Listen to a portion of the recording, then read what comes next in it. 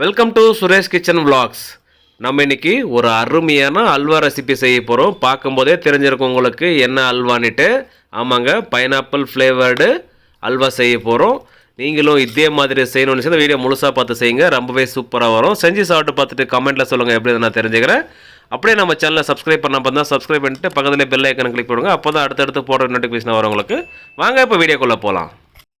நம்ம இன்றைக்கி பைனாப்பிள் அல்வா செய்ய போகிறோம். அதுக்கு முதல்ல சுகர் சிரப் ரெடி பண்ணணும், அதுக்கப்புறம் தான் அல்வா ப்ராசஸ் ஸ்டார்ட் ஆகும். ஸோ அதனால் நம்ம முதல்ல என்ன பண்ண போகிறோன்னா, ஒரு பாத்திரத்தில் 5 கிலோ சுகர் போட்டிருக்கோம். இதில் 3 லிட்டர் தண்ணி ஊற்றிட்டு ஸ்டவ் ஆன் பண்ணிவிட்டு இந்த சுகர் சிரப் ரெடி பண்ணிவிட்டு அடுத்த ப்ராசஸ் என்னென்னு பார்க்கலாம். ஒரு சின்ன ஜாராக போட்டுட்டு அப்படியே மிக்ஸ் பண்ணி விடலாம். அப்போ தான் சுகர் முழுசாக கரைஞ்சி வரும். கரைஞ்சி வந்ததுக்கப்புறம் அந்த கொதி வரும். அதுக்கப்புறம் அந்த சுகரில் நம்ம அழுக்கு எடுக்கணும். அது எப்படின்னு பாருங்கள். நல்லா ஹை ஃப்ளேம் வச்சதுக்கப்புறம் 5 நிமிஷம் கழிச்சு கொதி வர ஆரம்பிச்சிருச்சு பாருங்கள் அந்த சுகர் சிரப்பு. இது இப்படியே ஒரு நிமிஷம் வரைக்கும் கொதிக்கட்டும். அதுக்கப்புறம் அந்த சுகரில் இருக்கிற அழுக்கெல்லாம் எடுக்கணும். அதுக்கு முன்னாடியே நம்ம தண்ணி தெளிச்சிக்கலாம் அந்த பாத்திரத்தில் சைட்லலாம். எதுக்காகனா அந்த சுகர் வந்து பாத்திரத்தில் சைடில் ஒட்டியிருக்கும். ஸோ அதெல்லாம் கரைஞ்சி அது சுகர் சிரப்பாக ரெடி ஆகணுன்றதுக்காக இந்த மாதிரி தண்ணி தெளிச்சிக்கிறோம். இந்த மாதிரி தண்ணி தெளிச்சதுக்கப்புறம் அதை மிக்ஸ் பண்ணவே கூடாது, அப்படியே இருக்கணும். இப்போ 1 நிமிஷம் ஆகிடுச்சு, நல்லா கொதி வந்துட்டுருக்கு பாருங்கள். இந்த சமயத்தில் கொஞ்சம் ஃப்ளேம் கம்மி பண்ணிக்கலாம். இப்போ அந்த சின்ன ஜாராக வச்சுட்டு அந்த சுகரில் இருக்கிற அழுக்கெல்லாம் எடுத்துக்கலாம். இப்போ இந்த சுகரில் அழுக்கு இல்லை இருந்ததுன்னா இந்த நுர வருது பார்த்திங்களா சைடில் கொதி வர்றப்போ, அந்த இடத்துல ஃபுல்லாக பிளாக்காக மாறி வரும்.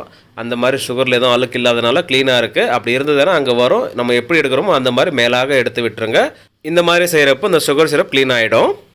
இந்த சுகர் சிரப் கொதி வர ஆரம்பித்ததுலேருந்து ஒரு 5 நிமிஷத்துக்குள்ளே ஒரு கம்பி பதம் வந்துடும். அதுக்கப்புறம் நம்ம ஸ்டவ் ஆஃப் பண்ணிடலாங்க. இந்த சுகர் சிரப் வந்து ஒரு கம்பி பதம் இருந்தாவே கரெக்டான பதங்க.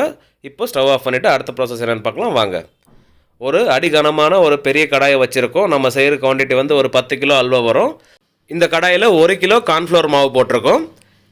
இது கூடவே தண்ணி சேர்த்துக்கணும். நம்ம சுகர் சிரப்புக்கு 3 லிட்டர் தண்ணி ஊற்றணும்ல, அதே மாதிரி இதுக்கும் 3 லிட்டர் தண்ணி ஊற்றிக்கலாங்க. நம்ம எப்படி வீடியோவில் சொல்லிக் கொடுக்குறோமோ அதே மாதிரி செஞ்சீங்கன்னா நீங்கள் பர்ஃபெக்டான ஒரு அல்வா செய்வீங்க. இப்போ தண்ணி ஊற்றுனதுக்கப்புறம் ஒரு குடிப்பி போட்டு மிக்ஸ் பண்ணிக்கலாங்க.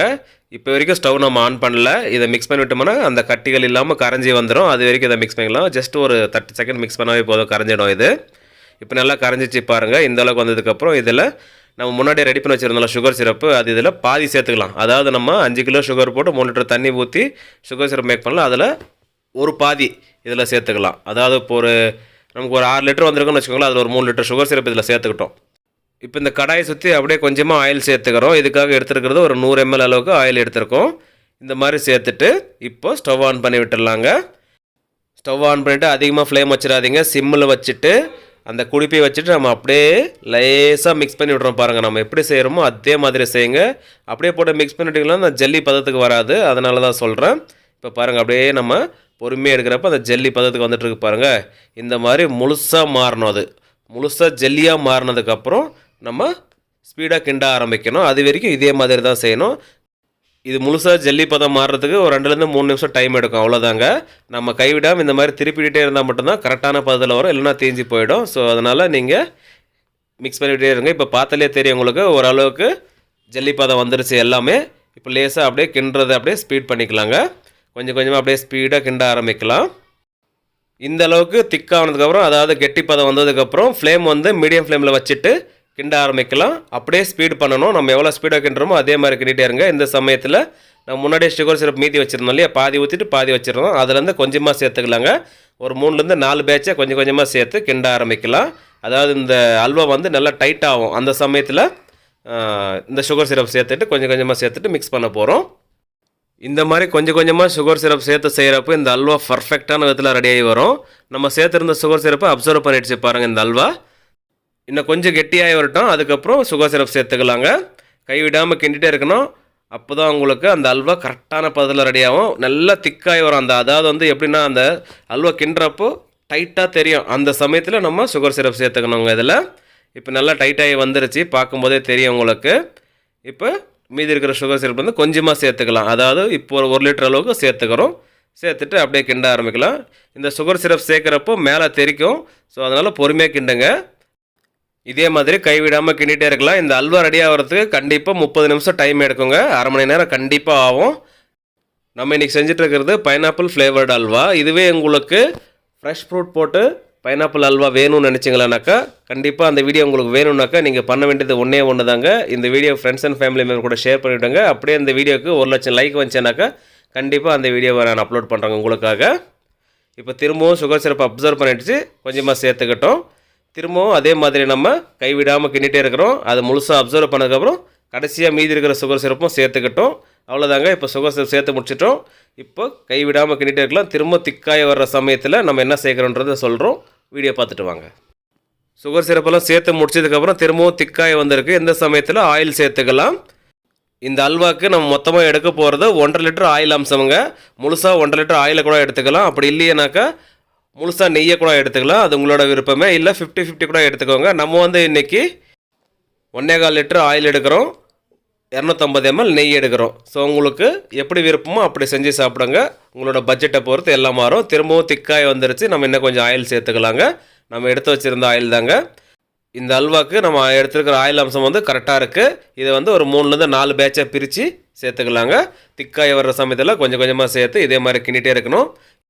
நம்ம அல்வா செய்ய ஆரம்பித்து 20 நிமிஷம் டைம் ஆகிருக்கு. அதாவது நம்ம கார்ன்ஃப்ளவரை கடாயில் போட்டு தண்ணி ஊற்றி ஸ்டார்ட் பண்ணலாம். அப்போ வந்து 20 நிமிஷம் டைம் ஆகிருக்கு. இந்த சமயத்தில் லெமன் சால்ட் சேர்த்துக்கலாங்க. ஒரு 5 கிராம் அளவுக்கு எடுத்துருக்கோம். இதை சேர்த்துக்கலாம். லெமன் சால்ட் எதுக்காக சேர்க்குறோம் அந்த டவுட் உங்களுக்கு வந்திருக்கா? நான் சொல்கிறேன். அதுக்கு முன்னே கொஞ்சமாக ஆயில் சேர்த்துக்கலாங்க. சேர்த்துட்டு கிண்ட ஆரம்பிக்கலாம். இப்போ சொல்கிறேன் கேளுங்க. எதுக்காக லெமன் சால்ட் சேர்க்குறோன்னா, நம்ம சுகர் சிரப் மேக் பண்ணி இந்த அல்வா செஞ்சிட்ருக்குறோம். ஸோ நம்ம லெமன் சால்ட் சேர்க்குறப்போ அது என்ன ஆகும்னா, சுகர் வந்து அந்த அல்வா மேலே கட்டாமல் இருக்கும், பார்க்குறதுக்கு நல்லா ஷைனிங்காக இருக்கும். அதே மாதிரி அந்த சுகர் கட்டாமல் அல்வாவும் செம்மையாக இருக்கும். அதனால தாங்க இதை சேர்த்துக்கிறோம். இப்போ அல்வா செய்ய ஆரம்பித்து 25 நிமிஷம் டைம் ஆகுது. இந்த சமயத்தில் கேஷ்யூ எடுத்து வச்சுருக்கோம் ஒரு 300 கிராம் அளவுக்கு. அது இதில் சேர்த்துக்கலாங்க. நீங்கள் 1/2 எடுத்துக்கோங்க, முழு கேஷ்யூ கூட எடுத்துக்கோங்க, இல்லை 1/4 கேஷ்யூ கூட போட்டுக்கோங்க. அது உங்களோட விருப்பமே. கொஞ்சமாக ஃபுட் கலர் சேர்த்துக்கலாம். நம்ம செய்கிறது பைனாப்பிள் அல்வா இல்லையா? ஸோ அதனால் கொஞ்சமாக எல்லோ கலர் சேர்த்துக்கிறோம். எல்லோ கலர் சேர்த்ததுக்கப்புறம் அப்படியே மிக்ஸ் பண்ண ஆரம்பிக்கிறோம். அது கலர் பாருங்கள், ஒரு அருமையான எல்லோ கலர் மாதிரி வந்துட்டுருக்குது. இதுக்கு நம்ம பைனாப்பிள் எசன்ஸும் கொடுக்கணும். ஸோ அதனால் கடைசியில் கொடுக்கலாம் எசன்ஸு. அது வரைக்கும் இதை மிக்ஸ் பண்ணலாங்க. இந்த அல்வா செய்ய ஆரம்பித்து 28 நிமிஷம் டைம் ஆகிருக்கு. இப்போ கொஞ்சமாக நெய் சேர்த்துக்கிறோம். அதாவது நம்ம சொல்லியிருந்தது 250 ml நெய் சொல்லியிருந்தோம். அதை ஒரு 2-3 பேட்சாக பிரித்து கூட சேர்த்துக்கலாம். உங்களுக்கு தேவைப்படுற அளவுக்கு பார்த்து சேர்த்துக்கோங்க. இப்போ அப்படியே மிக்ஸ் பண்ண ஆரம்பிக்கலாங்க. இப்போ பாருங்கள், கடாயில் ஒட்டாமல் சுற்றி வந்துட்டுருக்கு. இப்போ அல்வா ரெடி ஆகிடுச்சுன்னு செக் பண்ண போகிறோம். அதுக்கு ஒரு கம்பி எடுத்துகிட்டு அந்த கம்பியில் கொஞ்சமாக எடுத்துகிட்டு நம்ம அந்த அல்வாவை கையில் எடுத்து அதை அப்படியே ரோல் பண்ணுறோம் பாருங்கள். அது ப்ரெஸ் பண்ணுறப்போ அது கையில் ஒட்டாமல் ஒரு உருண்டை கூடி வரும். இந்த மாதிரி உருண்டை கூடி வந்ததுனாவே அல்வா ரெடியாகணுன்னு அர்த்தம். அப்படி ரெடியாகலைனாக்கா உருண்டை கூடாது. ஸோ கையிலே ஒட்டிக்கும். ஸோ இப்போ இந்த அளவுக்கு வந்தால் போதுங்க. இது பர்ஃபெக்டாக இந்த அல்வா ரெடி ஆகிடுச்சு. இப்போ இந்த அல்வா ரெடி ஆகிடுச்சு. இப்போ ஃப்ளேவர் கொடுக்கணும் இல்லையா? ஏன்னா நம்ம செஞ்சுட்டு இருக்கிறது பைனாப்பிள் ஃப்ளேவர்டு அல்வா இல்லையா? ஸோ அதுக்காக நம்ம எடுத்துருக்கிறது பைனாப்பிள் எசன்ஸ் எடுத்துருக்கோம். அந்த எசன்ஸ் பாட்டில் மூடிலேயே ஒரு 1/4 அளவுக்கு எடுத்துருக்கோங்க. அதிகமாக சேர்க்க வேண்டாம். நம்ம எவ்வளோ சேர்த்துருக்கோமோ அதே அளவு சேர்த்துக்கோங்க. இப்போ வந்து ஸ்டவ் ஆஃப் பண்ணிவிட்டு தாங்க அந்த எசன்ஸ் சேர்த்துருக்கோம். இப்போது இதை எடுத்து ஒரு ட்ரையில் சேர்த்து ஆற வச்சதுக்கப்புறம் கட் பண்ணோம். அதுக்கு ஒரு ட்ரையில் நெய் பூசி வச்சுருக்கோம். அந்த ட்ரையில் இந்த அல்வாவை எடுத்து சேர்த்துக்கலாங்க. சேர்த்துட்டு அப்படியே எல்லா பக்கம் பரவுற மாதிரி ஸ்ப்ரெட் பண்ணி விட்டுடலாங்க. ஈவனாக ஒரே மாதிரி வரட்டும். இந்த அல்வா 5 மணி நேரம் நல்லா சில்லுன்னு ஆறி வரட்டும். அதுக்கப்புறம் எடுத்து கட் பண்ணி காமிக்கிறோம். பாருங்கள், 5 மணி நேரத்துக்கு அப்புறம் நல்லா சில்லுன்னு ஆறி வந்துருச்சு. இந்த அல்வா பார்க்கும்போதே சூப்பராக இருக்குது, சாப்பிட்றதுக்கும் அருமையாக இருக்குங்க. இப்போது இந்த அல்வாவை நம்ம கட் பண்ண போகிறோம். உங்களுக்கு தேவையான சைஸில் கட் பண்ணி எடுத்துக்கோங்க. நம்ம வந்து இன்றைக்கி ஸ்கொயர் சைஸில் கட் பண்ண போகிறோம், சின்ன சின்ன பீசஸாக. அதுக்கு முதல்ல நீட்டு வாக்கில் கட் பண்ணிக்கிறோம். இந்த மாதிரி லைன்ஸ் போட்டுக்கலாம். சைஸ் உங்களுக்கு எந்த சைஸ் வேணுமோ நீங்கள் தான் டிசைட் பண்ணணும். அது நம்ம கட் பண்ணுற மாதிரியே கட் பண்ணணும்னு வச்சுன்னா இந்த வீடியோ பார்த்தே கட் பண்ணுங்கள், ரொம்ப சூப்பராக வரும். ஸ்ட்ரைட் லைன் எல்லாம் கட் பண்ணி முடிச்சிட்டோம். இப்போ அட்டவாக்கில் கட் பண்ணுறோம். சைஸ் எந்த மாதிரி வேணுமோ அந்த சைஸ் பார்த்து கட் பண்ணிக்கோங்க. இப்போ நம்ம கட் பண்ணுறது பார்த்தாலே தெரியும் உங்களுக்கு.